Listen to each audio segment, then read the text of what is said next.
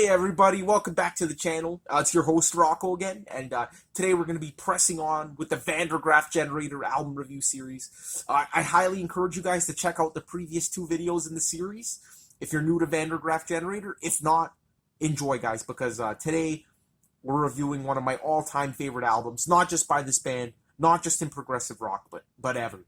This is one of those albums that just stands the test of time, gets better and better over the years. It's like it ages like a fine fucking wine.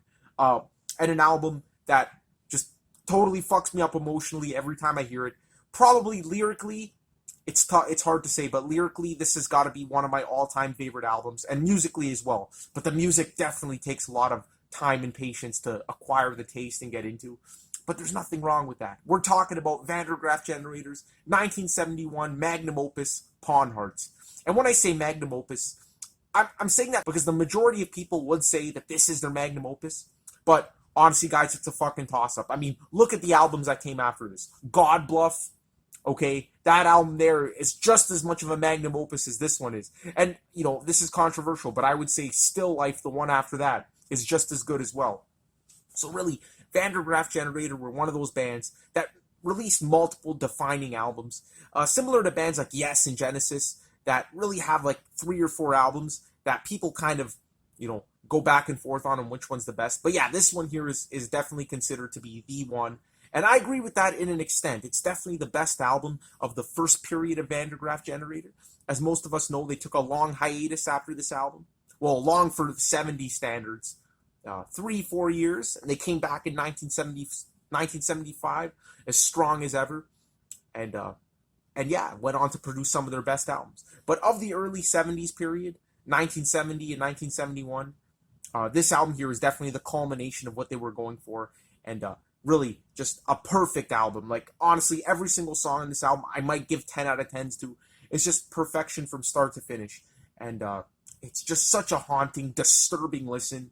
But there are so many beautiful, uplifting moments on this album to balance it out, and really that's what it is. It's that balance. So yeah, you're right, for the most part it's unsettling, it's disturbing, but when it gets to one of those epic, climactic, powerful moments, you can't beat it, guys. I mean, this is one of the most emotional albums I've ever heard in my life, and lyrically it's got to be one of the best.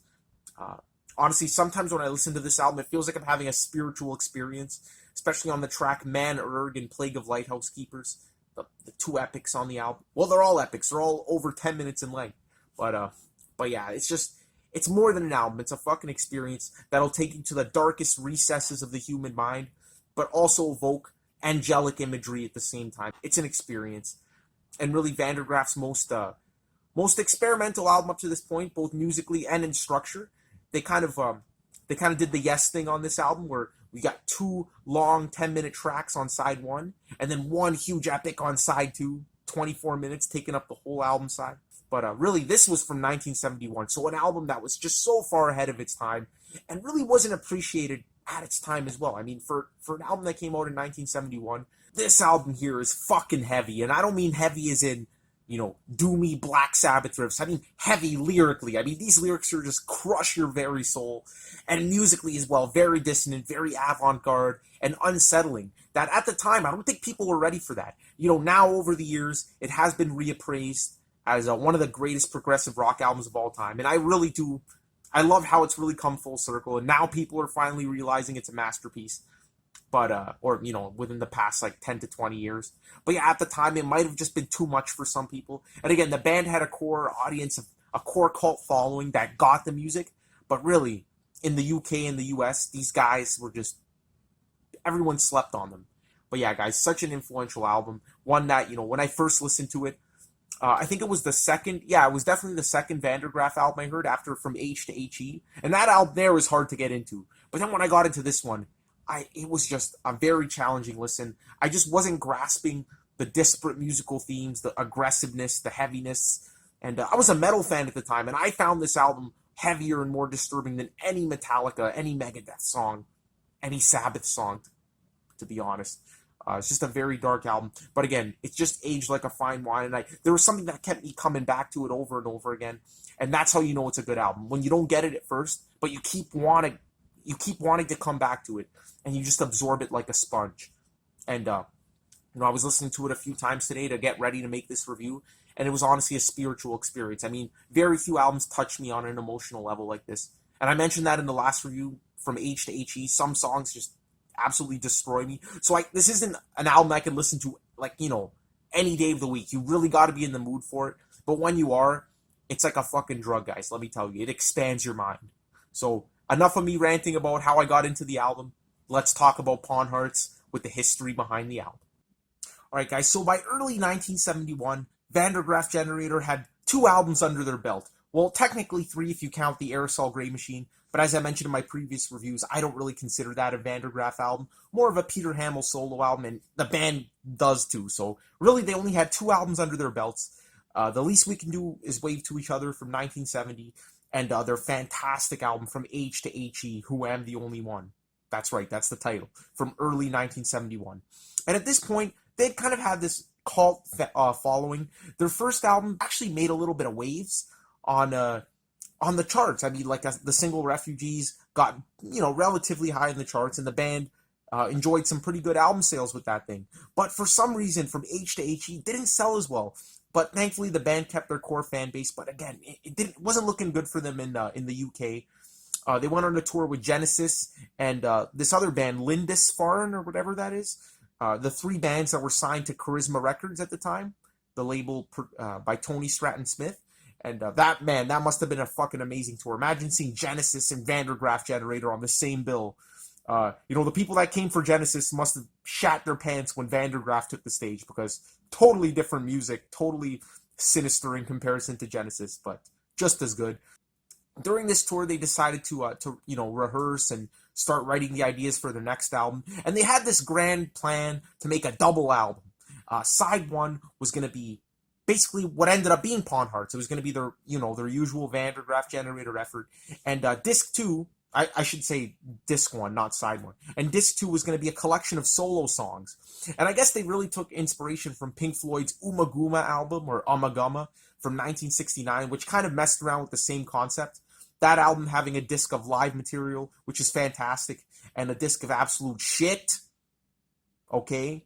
That's right, that's my opinion on Umaguma. Okay, well, maybe it's not shit from start to finish, but for the most part, it's shit. On disc 2, comprising of each band member creating a solo track. Now, I was reading up on what these solo tracks were going to be.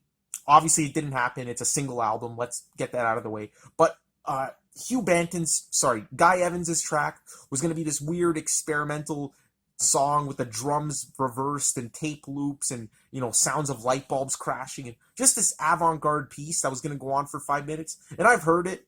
It's called, I can't remember the name at the moment, but it's one of the bonus tracks on the album. And, there was going to be a song completely sung in Latin, penned by David Jackson, and a nice jazzy instrumental. And then who the fuck knows what Hugh Banton was coming up with, the keyboard player. But yeah, from what I heard, I'm happy they went with the single album, because those solo tracks, just like the ones from Umaguma, are like pretty directionless. And again, what's the point? I mean, you're such a cohesive band.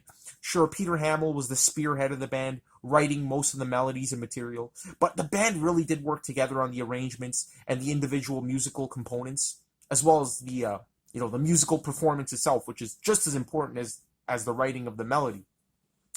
So when you have such a tight-knit band like that, why go off and do solo tracks? It just makes no sense. But yeah, guys, so I'm happy that the record company vetoed that. Tony Stratton Smith, their manager and head of the record company, heard the idea, and he said, nah, we're not going to go that way. It's not financially feasible, and it's probably a good thing that they didn't. Now, of course, we're in the CD age. You could fit a shitload of songs, and I should say the streaming age, if anything.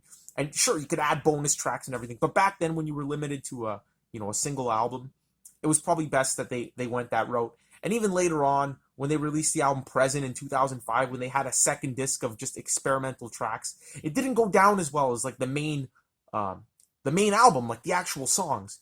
So I think they learned their lesson, because they haven't really done anything like that since. Like, they did keep writing experimental things. In 2012, they released this album Alt, which was just a collection of experiments, but they didn't combine that with their actual songs. So they knew that there was a separate market for that versus a market for the classic Vandergraaf Generator sound. So they really smartened up in the 2000s. But yeah, so they went into Tony Stratton Smith's house, who graciously allowed them to live there for a bit, rehearse new songs. And this is as they were touring. So they were on tour for a few days or weeks, and then they would be rehearsing.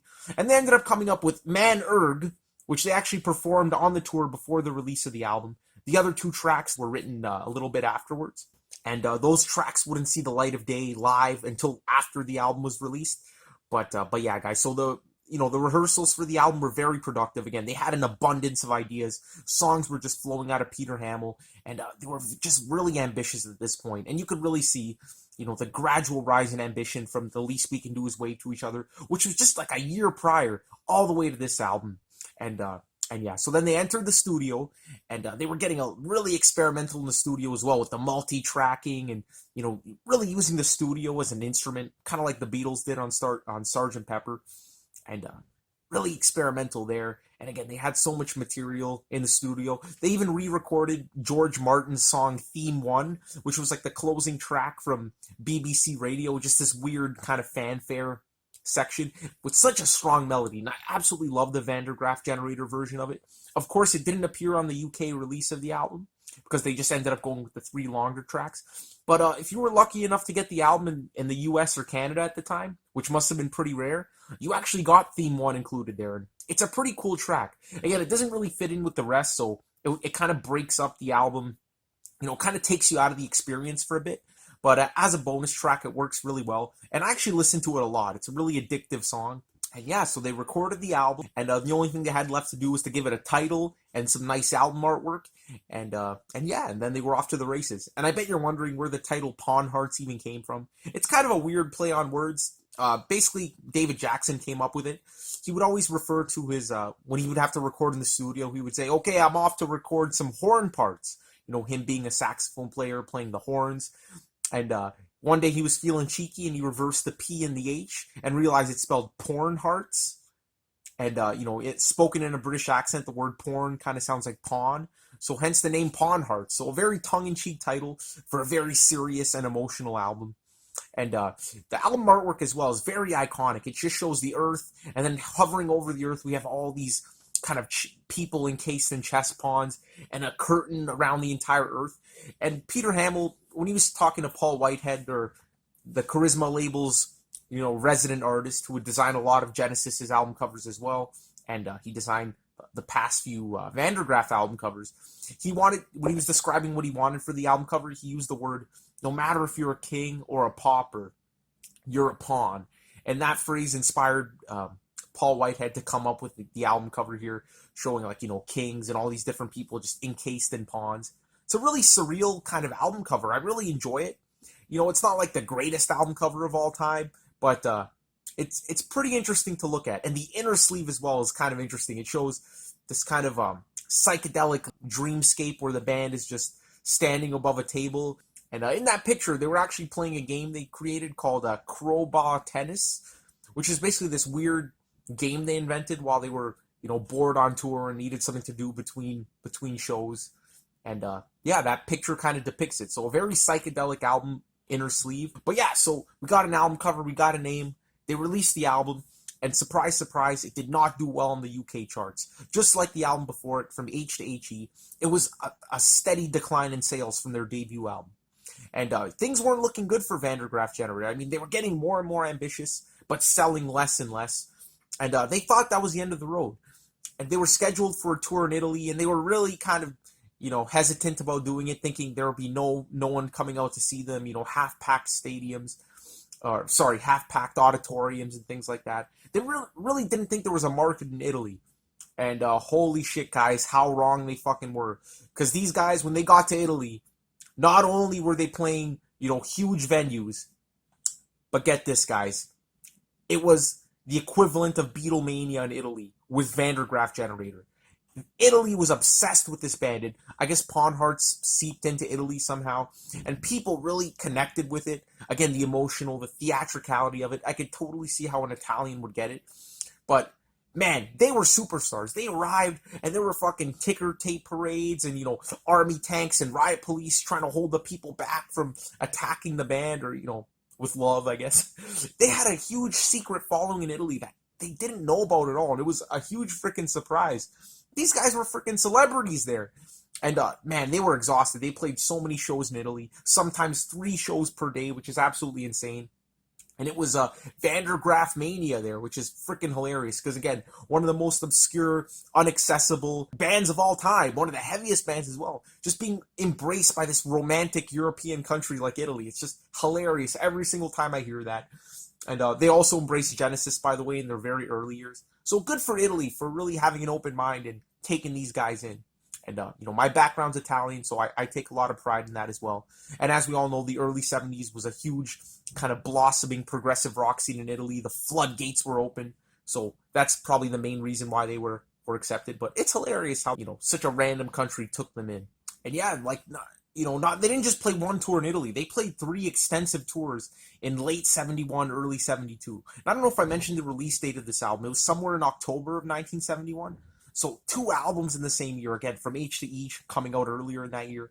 And yeah, that's just incredible. Back in the day when bands would release 2 albums of this stature in the same year, must have been insane.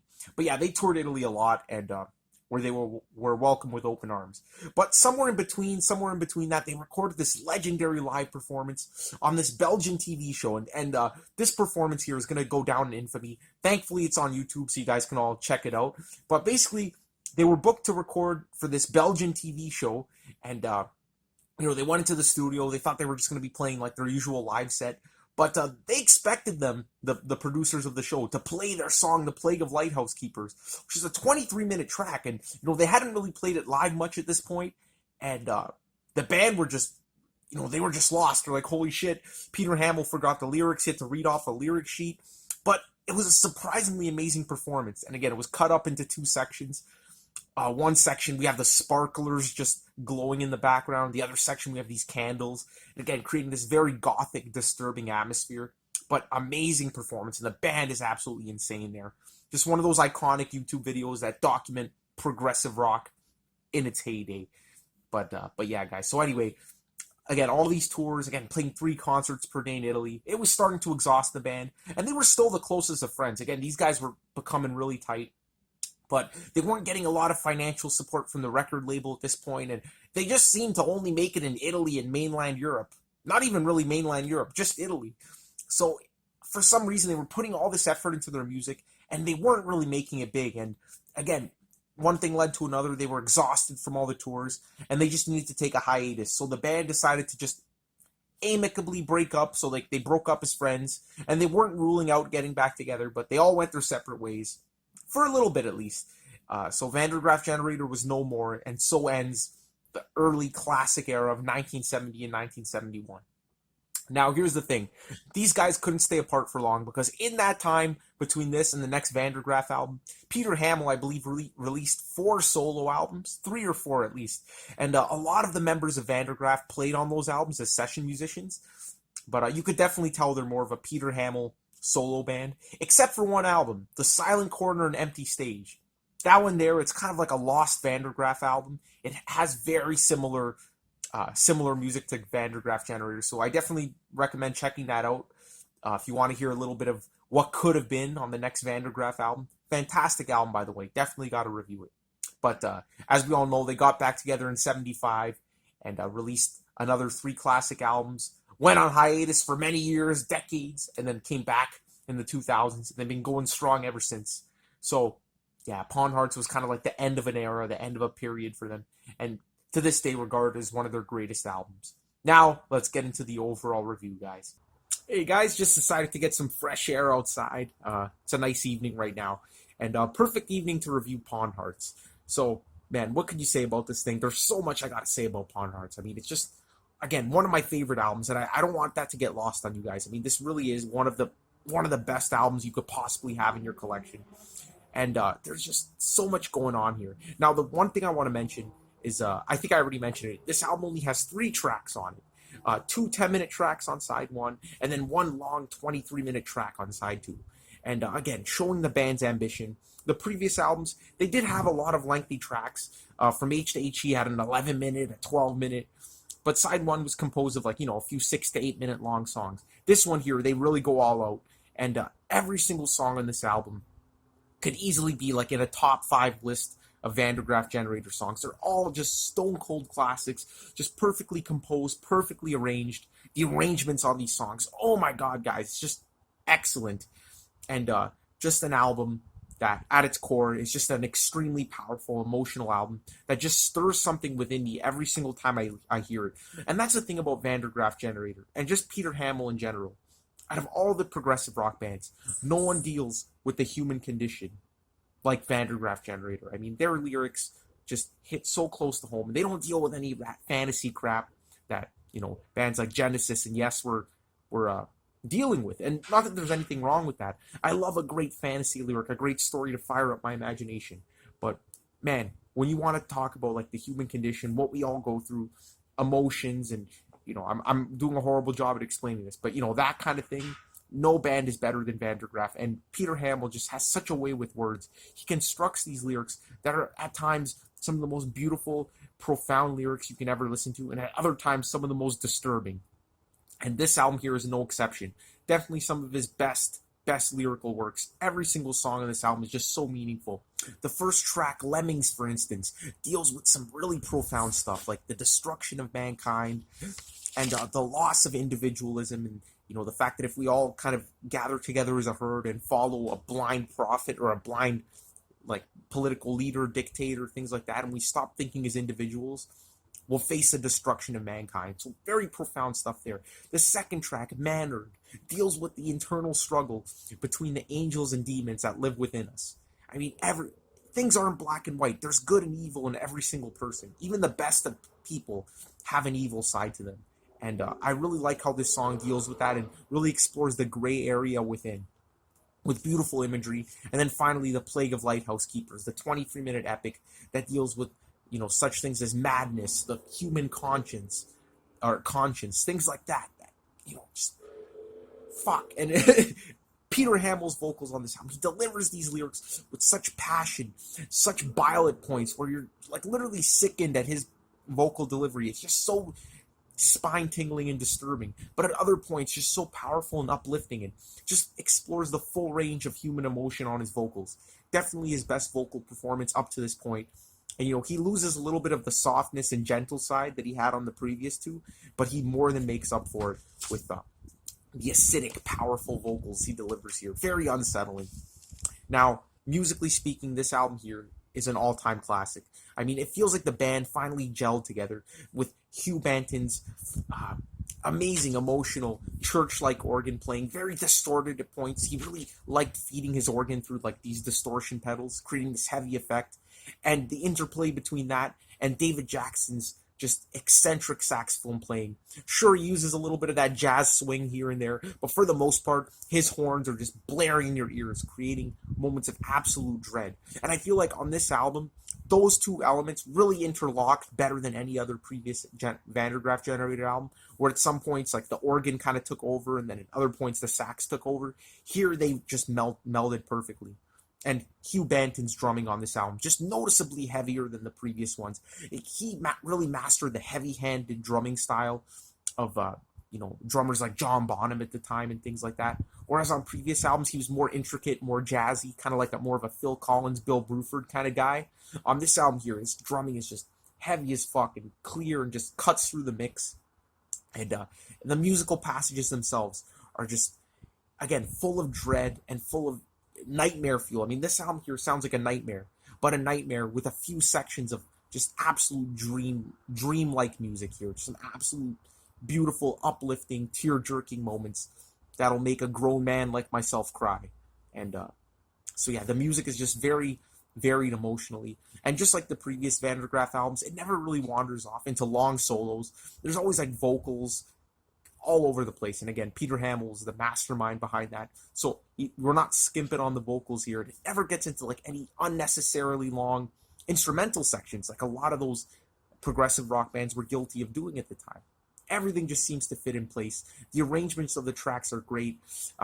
There's not as many jarring transitions as there were on previous albums. You know, tracks like After the Flood and Pioneers Oversea, where the band just seemed to be jumping from place to place.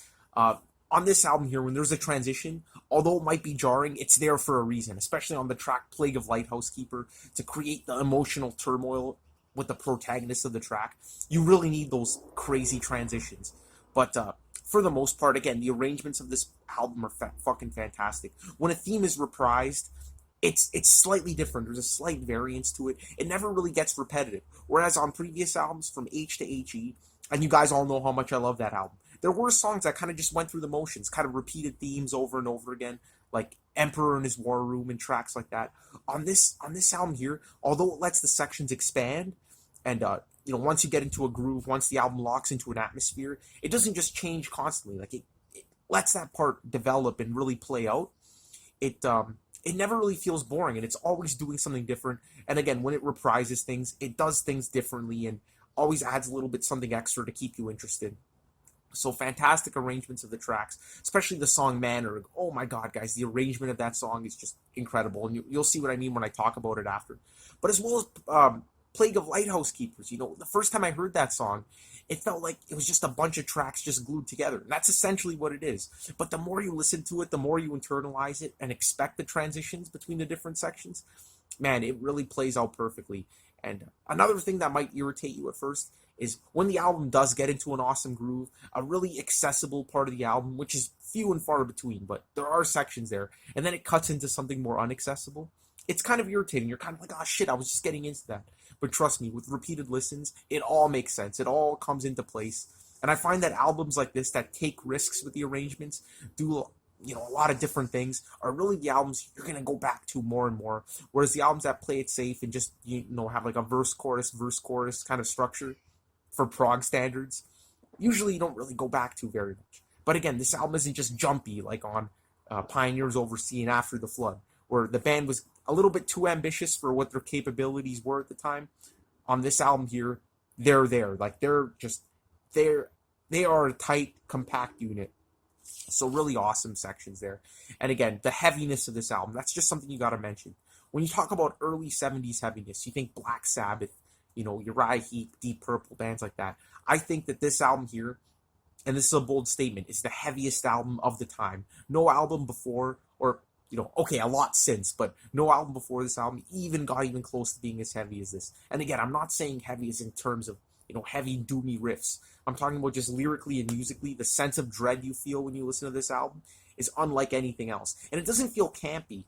When you listen to some early Sabbath albums, as much of a diehard fanboy as I am of Sabbath, some of the sections, sound kind of cheesy at this point, like a horror B movie. This one here, it's not a B movie. This is like The Exorcist of early heavy 70s progressive rock albums, or albums in general.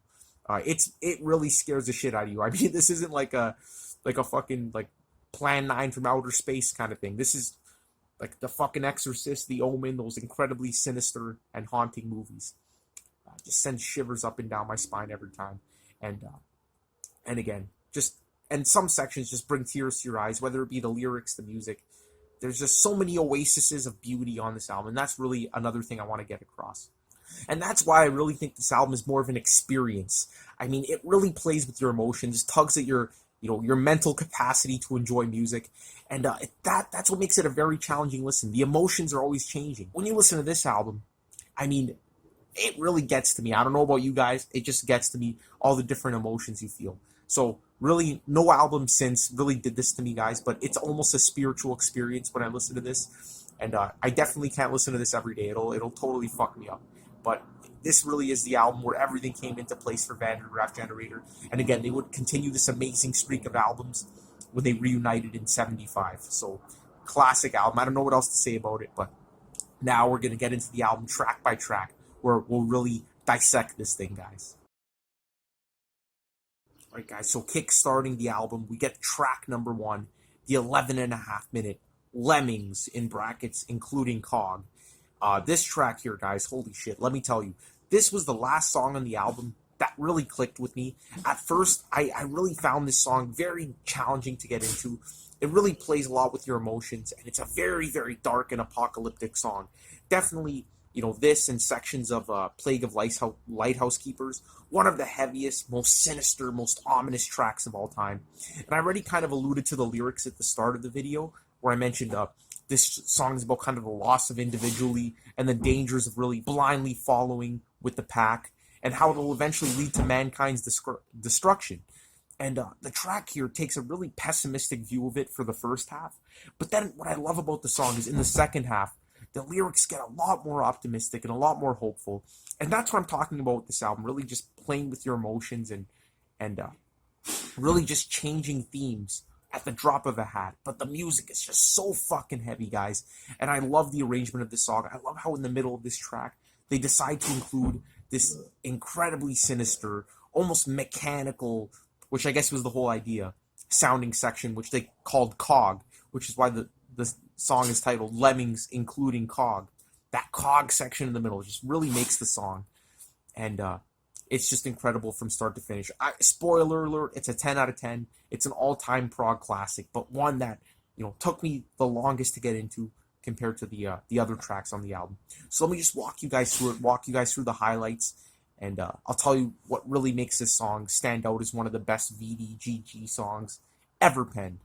Now, it starts off with this acoustic guitar played by Peter Hamel. Again, we don't really get much guitar in their career. It's here and there, but when they do use it, they use it to fantastic effect. And combined with the flute here, it creates this really pastoral intro that's very, very misleading. Let me tell you guys, the intro of the song does not, herald what is to come. But then we get the sound of wind in the background, and the organ comes in, and and then we get Peter Hamel coming in with this almost falsetto vocal section, which is just really weird. You don't really hear vocals like this from Peter Hamel very often. But then the drums kick in, and the whole song just gets extremely intense with the organ and the heavy drums. Again, Guy Evans is really going nuts with the heavy-handed drumming on this album. And it's a very shrill section of the song when Peter Hamel comes in, not singing falsetto, but when he sings his usual vocals, it's just a very stark vocal line right there. But then before we get into the nightmarish swinging sax motif, which is kind of the main theme of the song. Again, very very apocalyptic, very sinister with the and then all hell breaks loose, and Peter Hamel's vocals here are absolutely blistering, absolutely intense, not taking a breath between lines, and it's just very overwhelming for the listener. And then after that section there, between the verses, we get this extremely dissonant but epic and climactic sax and organ duo that, again, just sounds very, very dissonant, but climactic at the same time. Overwhelming to the max. And then after that overwhelming climax, we get into the first of the oases of beauty on the album, where we just get the organ and Peter Hamel singing, "What course is there left but to die?" Which is a very depressing line right there. It's a beautiful section of the song with very dark and ominous lyrics. And that part right there just sends shivers up and down the spine every single time. Just one of those just creepy, unsettling moments on the entire album, albeit beautiful. And then the track just kind of repeats those main melodies, those main motifs, the really powerful climactic Peter Hamel vocals, and then that dissonant sax and organ unison. Again, those guys were just so tight and just playing perfectly together. Beautiful part there. So it goes through that again. And I think we're about, 5 minutes into the track now. And then it kind of winds down. We get this gentle acoustic strumming. But don't worry, guys. Peter Hamel comes back in with those weird falsetto vocals. Again, very disturbing and unsettling. And what I love is right about this point on the track, the sax comes in. And it's blaring. And it has this vibrato to it, which is so strange and so unique. And it almost sounds like a human voice kind of screaming in the background. Again, adding that extra element of heaviness to the track. Now, at about this point, the song winds down again. We get some flute and this mechanical sound kind of just building up in the background. And it finally builds up. It gets into the nightmarish, mechanical, industrial-sounding cog section where the lyrics are just absolutely insane. I mean, when you listen to these lyrics, it just creates the most unsettling imagery imaginable in your mind. And it's just really driven by this organ and sax repetitive hypnotic melody that just sounds like this demented factory. I mean, that's the best way I can describe it. But then it cuts to acoustic guitar when Peter Hamel's vocals get a little bit softer. But his vocals, albeit soft, and although the music cuts to acoustic guitar, it's just as unsettling as ever. And those sections there, the quieter sections, are probably the most sinister parts of the entire song. I mean, there's some lyrics where he sings, greasy machinery slides on the rails, young minds and bodies on steel spokes impaled. Just, how do you come up with shit like that? And really emphasizes certain lines when he sings box presser dreams. He just sounds absolutely satanic and evil. So a very evil section of the track just lodged in the middle of it, but you gotta love it. It's just absolutely insane. Then we get a freeform piano and sax section that, if you don't like freeform jazz, might turn you off. But, through that, we get the climactic sax melody that started off the track, the and it just starts off quietly, but it bursts on and totally envelops the track. It gets back into the main kind of motif of the track there, reprising the initial melodies. Gotta love that arrangement. Again, the arrangements on this album, excellent. And yeah, when he sings at this point, he gives it a little bit more power. Again, all varying the original theme, which is more of like a falsetto kind of thing. And it's absolutely climactic. And again, the lyrics just take a complete turn where instead of saying, what course is there left but to die, he sings, what course is there left but to try, and then live later on in the song. So again, the whole song just takes on a completely different meaning. And it's just very powerful and uplifting, After all that turbulence and sinister kind of shit that happened, the song just becomes beautiful again, and I love that. The last 2 minutes are kind of this atmospheric outro. I don't know if the last 20 seconds were necessary. It just gets into this kind of unnecessary melody in the last 20 seconds that doesn't really go anywhere. So I guess that's my only criticism of the song, but at the end of the day, it's not even really a criticism. But yeah, the ending of the song is just this ominous kind of closing that takes 2 minutes to really resolve itself. But yeah, guys, Lemmings, it's one of those tracks that just listen to it on Halloween and you'll be satisfied. It's one of the most disturbing songs. Gotta give it a 10 out of 10. Anything less would be an insult. When people talk about desert island picks, guys, like the greatest songs of all time, they can only take 10 tracks to a desert island. I gotta say, guys, Man Erg it's so hard to say, but it would definitely be a strong contender for one of those songs. I cannot describe to you guys how much I fucking love this song.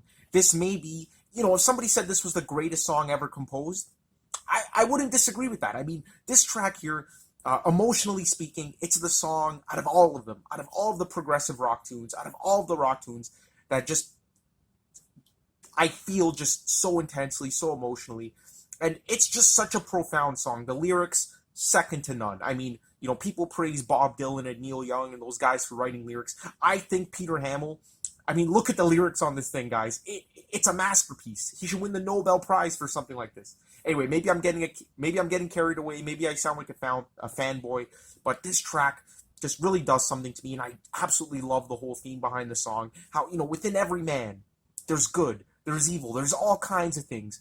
The evil represented by the killer in the song, the good represented by the angels. Everyone is just this complex character, and there really is no black and white, good or evil, unless you're some kind of rapist or murderer or something. Everyone is complex, and I just love how this song just shows the clash between the emotions and the human psyche. It's just, again, I'm doing a horrible job of explaining it, but it just touches me on every single level. Everything is excellent about this track. The arrangement is fucking fantastic. Just one of the best arranged progressive rock tunes I've ever heard in my entire life. I mean, this band really does need more credit for like how they put these songs together. Just honestly, guys, let's just break it down. Let's just walk through this track. It's one of the most powerful emotional tracks you'll ever hear in your life. And a song that, I can't listen to all the time, because every time I do, I literally just got to stop what I'm doing and just get into this state of mind, this frame of reference where, it just tortures you. It just tortures you, guys. That's all I could say. But yeah, it's just such an amazing song. And, coming after Lemmings, which was a very, very intense track, very apocalyptic from start to finish. The intro of this song might throw you guys off. It starts off with this beautiful piano melody, very ballady, and, the organ kicks in, and then Peter Hamill comes in with his amazing vocals, almost crooning at this point. And, it sounds really accessible, kind of like House with No Door from the previous album. But trust me, guys, this song has a lot of tricks up its sleeve. But, needless to say, the intro of the song is absolutely fantastic, absolutely beautiful. But then, out of nowhere, we get one of the most powerful climactic moments of music, where Peter Hamill sings, "I'm just a man!" And that part there where the sax swells up, the organ swells up, the drumming. It's just one of the most intense climaxes in music history. And I love how Peter Hamill just sings his heart out to the heavens on that section. I mean, there's no way you could hear that and just not get emotional. It's just one of the most powerful moments. It's so moving, just so fucking moving. And then we get the second verse, which is about the angels that live inside him. The first verse was about the killer, who represents the evil within all of us. And I really think everyone does have some evil within them. Nobody's perfect. But yeah, the second verse is pretty much the same thing. And then it goes back into that climax again. So the first 3 minutes of the song are pretty straightforward. But again, that climax there, if the song ended at the 3-minute mark, it would still be one of the most powerful tracks ever. But here's where it gets crazy, guys. The song just kind of stops. And this screaming, almost seagull-sounding noise comes in, ushering in one of the heaviest sections of 70s rock. I really think that this section here is one of the most menacing, sinister sections. We get this extremely distorted organ and sax coming in with this hellish marching rhythm. It's absolutely crazy.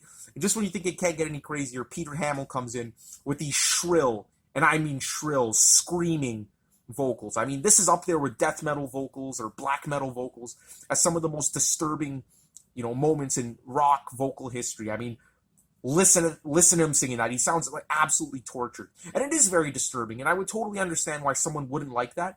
But juxtaposed with the beauty and power of the first 3 minutes of the song, it works fantastically. And it took me a while to realize that. I mean, it's so easy to just get lost in the first 3 minutes, and then when this part comes in, again, you're like, what the fuck's going on here? That was so great. But now I realize it's all part of the whole construction of the track. And I can't imagine the song without that section. It makes it better. And it's one of the main themes of the track that comes back later on. And I just love how, after Peter Hamill's vocal scream there, it gets more, the tempo slows down and it gets more menacing and more intense. And, usually there's a build-up. Things get more intense and faster pace, but this one gets slower, so it has the opposite effect, but it still builds the tension somehow. You're always on the edge of your seat wondering, where the fuck is this going to go when it slows down to a snail's pace? But then out of that madness, we get instant catharsis when the organ kicking through, and oh my god, it's an absolutely beautiful melody. And the drumming here, just fucking perfect. Guy Evans, one of the best progressive rock drummers, plays with such force on this song. And during that section there, his drumming was absolutely insane. But during this quiet section, his drumming really elevates it with the heavy-handed nature of it. He's really bashing the shit out of the drums. And then the sax comes in, and we get like these 2-3 minutes of this beautiful, beautiful melody. The saxophone is just absolutely incredible. But, as it progresses, it starts taking a very gradual turn back to the dark side. It starts getting more and more dark, and you can't really pinpoint the section where it happens, but it does. And until it reaches a climax at the 7-minute, 11-second mark, where the sax just explodes into this flurry of notes. And you just gotta love that transition. And then before you know it, at the 7-minute, 35-second mark, the original melody comes in with that ballady kind of piano played by Peter Hamill and the organ, and we just get a reprise of the verse. But guys, here's what I love about the song. When it gets to the climactic "I'm just a man" section that came earlier in the track, they add a lot of dissonance to it. I mean, the saxophone is just going nuts in the background, and it just has this mad, insane feel to it. So again, I love the arrangement of that. I love how, rather than just simply reprising that earlier section, they added a distinct touch to it, kind of uniting the emotional, powerful first 3 minutes with that insane heaviness in the middle, just uniting those two worlds, again, which was the whole kind of idea of the song, lyrically and thematically. And it's so epic, guys. I mean, we got a choir in the background going, like with these angelic vocals and the dissonant sax. Absolutely beautiful. And the first time I heard it, I found that irritating. I'm like, fuck, why can't they just reprise the original? Why do they have to add all this dissonant shit to it? But I want to go back and slap myself, because that's what really elevates it. That's what makes it work. And speaking of the dissonant section, we get a reprise of the harsh, that insane section in the middle of the song with the choir going, ha, ha, ha, ha, ha, ha. And I love that. I love how the choir is imitating that. Again, adding a touch of madness there, and then it fully gets back into that section, closing out the track with a bang, with the music, not just the choir reprising it. The actual that dun, dun, dun, dun, dun, comes right back in there. and it's just so menacing, such a menacing ending, big powerful ending with these keyboard crescendos. It's just a freaking experience, guys. One of the most emotional songs ever. It's got to be a 10 out of 10. So yeah, Man Erg, one of the greatest tracks ever. All right, guys, I don't know how the fuck I'm going to do this song justice, guys. Last but not least on the album, we get the 23-minute long epic The Plague of Lighthouse Keepers. That's right, guys. It fills out all of side 2. And this one here, it's the big one, guys. It's the one that, people come to the album for. Widely regarded to be the best Vandergraaf Generator song. Their magnum opus. And, I can't really disagree with that. Again, not Pawn Hearts. Man Erg is sometimes my number one. Sometimes it's this. Sometimes it's La Raza from a next album. But really, when everything is taken into account, this is probably the one, guys. This is the big epic track. And you really gotta love when prog bands do this. When they go for it, when they go for the 23-minute epic, just give you a full buffet of all these different delicacies. And in Vandergraaf Generator's case, those delicacies are very dark and explore the fucking depraved depths of the human soul. I mean, this track here, holy shit, guys. It's an emotional roller coaster, just like Man Erg that came before it. It has moments that are absolutely just nightmarish, insane, and really get to you, really make you feel like you are going insane. So for that reason alone, this track here, it's one of the greatest songs of all time. Hands down, one of the best prog epics. I'd put this up there with Close to the Edge, Supper's Ready, any day of the week. And just emotionally speaking, I mean, very few songs make you feel like this song does. And it's a roller coaster. It has the highest highs and the lowest lows. But for the most part, guys, this track here is a very nightmarish, sinister track about a lighthouse keeper who spends his days pent up inside this fucking lighthouse, watching ships sometimes crash onto shore, and just feeling this guilt in the pit of his stomach, in the depths of his being, that he could have done more to save them, but couldn't. And then he ends up going insane, and the whole song is up to interpretation whether or not he kills himself at the end. Honestly, I don't think he does, but that's just my opinion. But anyway, guys, it's open to interpretation. But this song, I love how it fully explores everything the protagonist is feeling, and really delves into him. It feels like you're watching a movie. And, coincidence that a movie just was recently released in 2019 called The Lighthouse. I strongly urge you guys to check it out. It's a very, very strange movie. Very famous, actually, for the level of weirdness involved. You would think it would be kind of this cult movie, but it seems to be very popular. And it also deals with, loneliness and insanity in a fucking lighthouse. And when I saw the movie, the first thing that came into my mind was, holy shit, Plague of Lighthouse Keepers. But it's a bit different because that movie there has, two people shacked up in the lighthouse. This is just one person. But, same idea, same kind of thing. And guys, this song here, again, I mentioned earlier on Man Erg, there were a few sections where at first you're like, oh, fuck, I was just getting into that part. Why would they have to throw in this dissonant, disturbing section? And you're going to feel that a lot during this song. You're going to get into these extremely melodic sections that sweep you off your feet and lift up your spirits. And you're going to be in heaven. But then they're going to take you right back down to hell at the drop of a hat. And at first, that's going to be jarring. You're going to feel like, why the fuck did they do that? Why are they just ruining the song like that? But trust me, guys, with repeated listens, oh my god, guys, it all comes clear. Just give it a chance. Very difficult song to get into for that reason. And again, all the intensity and insanity involved and everything. It's not pleasant listening. Like, this isn't something you just throw on every day of the week and listen to it. But over time, if you keep returning to it, man, let me tell you, it hits the spot in all the right places when you're in the mood for it. And I really think you guys are going to, if you haven't heard this yet, you're going to think that this is one of the greatest prog epics, like 3-4 years down the line after first hearing it. That's my prediction. If I'm not right, comment down below and call me an idiot.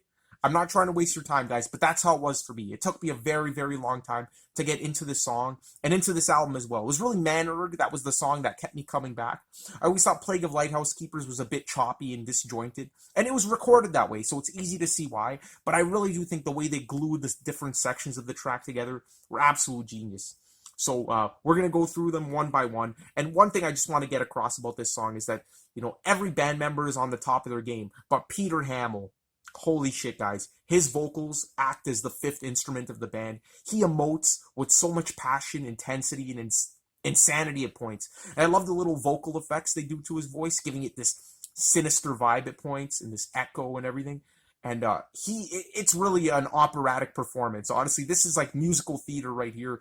It's a movie playing in your mind. Yada yada yada. Just Peter Hamill's vocal performance, stellar, absolutely stellar in my opinion. Very underrated singer.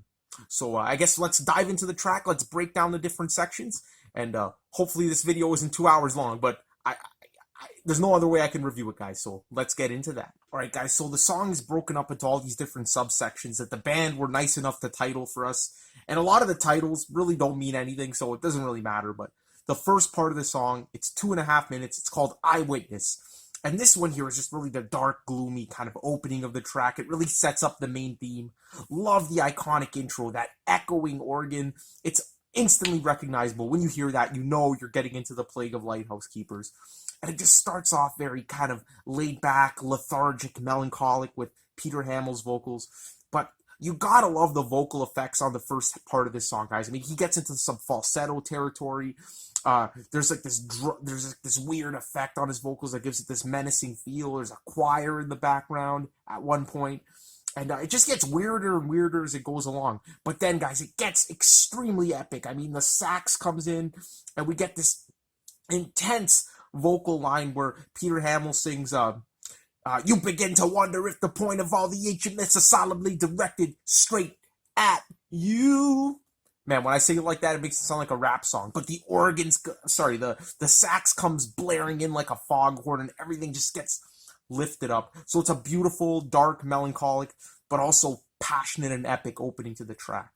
Amazing section that gets reprised later on. Then the second section of the song, it's called "Pictures in Lighthouse."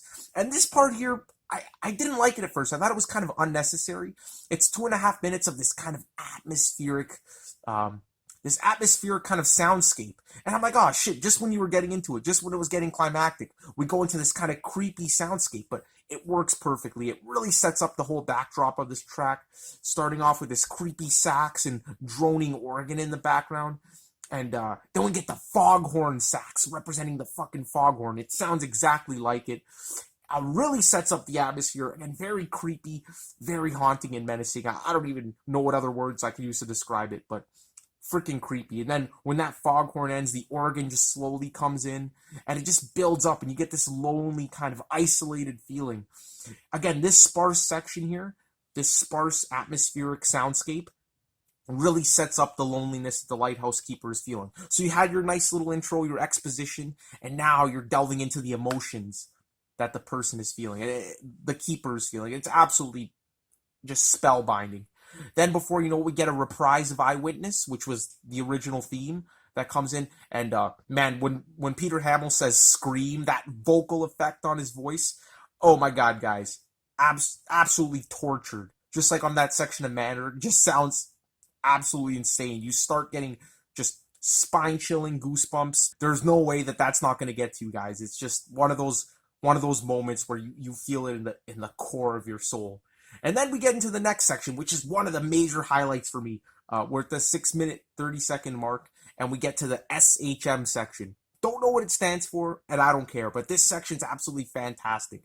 Now, right after the "Eyewitness" reprise, we get into this kind of weird, upbeat organ and synth kind of duo, and then, organ and sax duo, and then all of a sudden, this swinging, jazzy sax melody comes in with the and it's just so groovy and upbeat, and you're like, where the fuck did this come from? But then before you know, Peter Hamill comes in, and his vocals are just tortured. It jars with that groovy swinging saxophone in the background. It's so strange. But then his voice gets so passionate and climactic again, and it just builds up seamlessly, and it works so well with that sax backdrop there. Just love the contrast.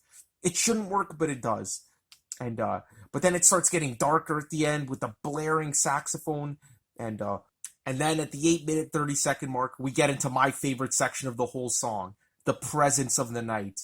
Oh my god, guys. After that, upbeat SHM section, the song kind of just winds down with this haunting church organ and sax just perfectly blowing in the background, perfectly melding with that organ melody. And it's this slow dirge and this mournful sax, and oh man, it's just so beautiful. This is beauty. And oh my god, Peter Hamill's vocals here are just amazing. The interplay between the sax and the organ, I can't even describe how beautiful it is. It's just music to my ears. And then it kind of slows down a bit, and he sings, "Would you cry if I died?" And the music stops, and he's just echoing in the background. And then after that, a different melody comes in, a new melody. It's a little bit more upbeat. It builds up with the vocals, and then we get into the craziest section of the whole freaking song, in my opinion, or not the craziest, but probably the best, where the whole thing just kind of builds up to this amazing crescendo, and Peter Hamill sings, "Live and be free as I die very slowly alone." That, oh my god, that part there is just incredible, and then the sax trailing at the end of that. It's just so frantic, so manic, and I love how the vocals kind of follow the music. Oh man, the sax is swinging at the end again. But then that melody speeds up and accelerates, and just it keeps accelerating until we get to this dissonant organ section. And now here's kind of an abrupt transition. Sorry, not an abrupt transition, but a transition that you might not get into at first. Because as that part accelerates, it gets into the next section of the song, Cosmos Tours. And this part here is just, it sounds like an absolute descent into madness, with drums, synthesizer, piano, just going absolutely bonkers. And it's kind of like a loose melody. It's not totally chaotic, but it's pretty close. It's just a very bombastic, chaotic section of the track. And again, after that beautiful and then powerful, overwhelming, climactic Presence of the Night section, you're not going to like that transition at first. You're going to think, what is this? What is this kind of just crazy random music playing right now?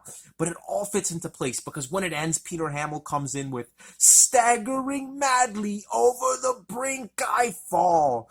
And you finally realize that whole disorienting, crazy section was representing the protagonist at the brink of the lighthouse, just staggering in madness.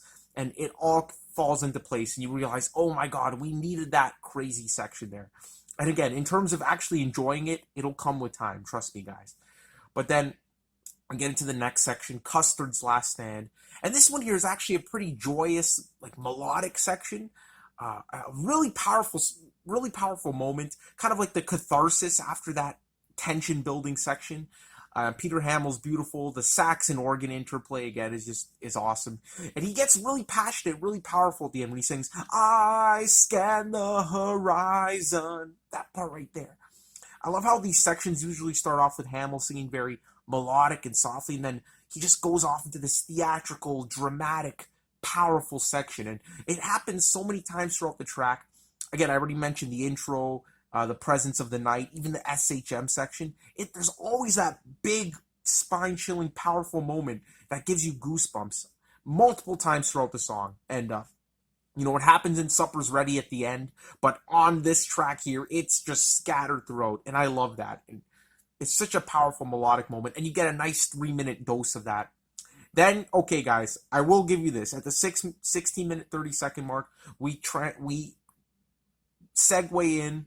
I shouldn't even say segue, because it's a very, very jarring transition into The Clot Thickens, which is by far the craziest section of the song. And you know what? This one here, even if like years go by and you still don't like it, I'll give you that. It is very hard to get into. It's absolutely insane. And again, right when you thought the insanity was over, it comes back with this absolutely insane. It sounds like a marching band on drugs. I don't know. It just has this crazy march to it. And fucking Peter Hamill's vocals are very deranged, very out there and insane, kind of jarring with the music. And it has this musical theater kind of thing to it, but oh man, guys, the vocal effects, especially when he sings, "I don't want to be one way in the water," and then the waves crashing in the background.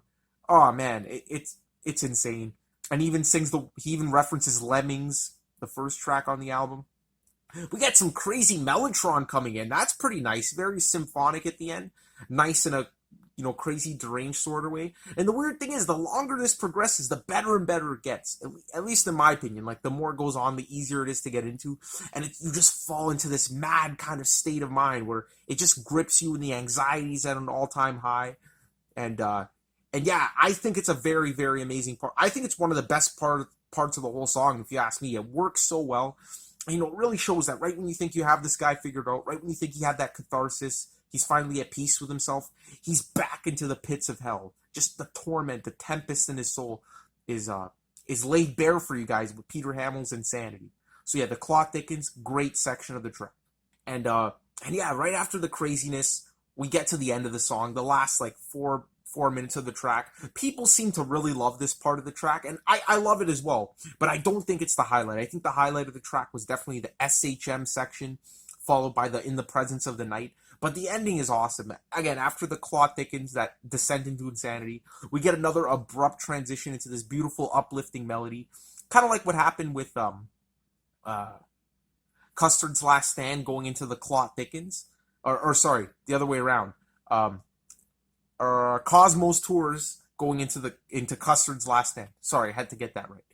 But yeah, then we get Land's End. And this section here, a lot of people really consider this the highlight of the song. Sure, it's beautiful and passionate and everything, and it's just a great cathartic way to end the song. But I think we already kind of got a healthy dose of that in the middle of the track with Custard's Last Stand.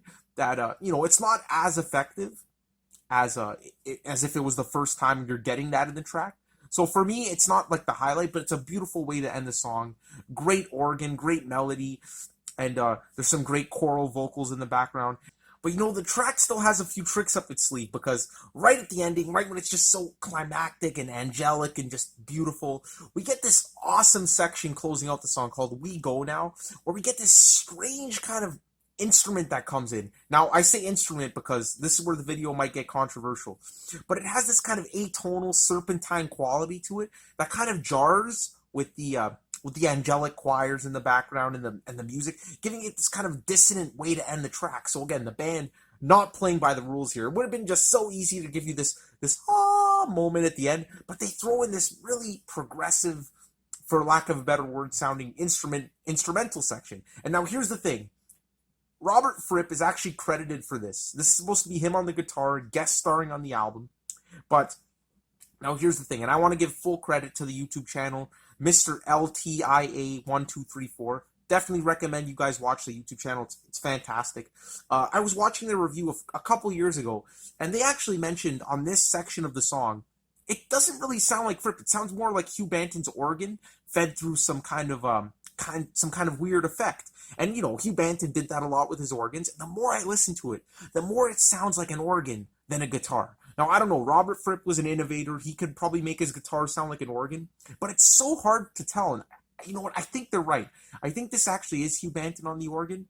I know it's controversial, and I want Robert Fripp to confirm it or Peter Hamill to confirm it, but I think it's them, and they just credited him kind of as a joke because he appeared on the previous album. But yeah, either way, it's just an awesome kind of, it adds like a little touch of dissonance to the end of the album, a little touch of, uneasiness to it, because it kind of jars with the angelic ending. And I think it's a fantastic way to end the song. Perfect. It's a perfect song, honestly, guys. Even when you listen to it the first time, you might think it's a little bit choppy here and there, and it is, but it just works with time. And honestly, guys, The Plague of Lighthouse Keepers, it's one of those very special songs to me. Again, not a song you could listen to all the time, and not an album you could listen to all the time, but when you do, bam, it's just hits you like that. And I think I've talked too much, guys, so that's the end of the review for Pawn Hearts. Definitely an album if you're into progressive rock. If you've already checked out King Crimson and you want to venture off to something even heavier and darker, this is the one, guys. This is probably the heaviest album of its day. And it has some of the most beautiful climactic moments ever. Again, guys, on the last track alone, so many climaxes. And even on Man, Erg, and Lemmings, it's just an emotional roller coaster. Greatest lyrics in prog rock history, in my opinion. And musically, one of the best as well. So, thank you so much for watching, guys. Can't wait to do more VDGG reviews for you guys. Got God Bluff coming up. We got Still Life. And we'll see about the rest. But those are definitely coming your way. So thanks for watching, guys, and as always, take care and rock on.